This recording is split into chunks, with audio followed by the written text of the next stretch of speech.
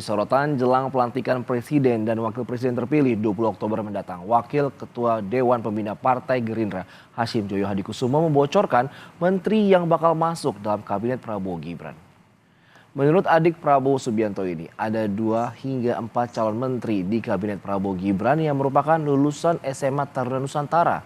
Beberapa nama di kabinet pemerintahan Jokowi juga masuk dalam kabinet Prabowo Gibran. Namun, Hasyim enggan merinci nama-nama calon menteri tersebut.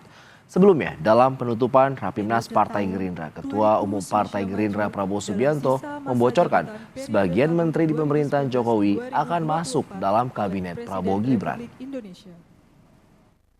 Kabinet Prabowo sekarang ini ada beberapa alumni SMA Taruna Nusantara yang jadi menteri. Saya sudah hitung 2, 3, 4 mungkin.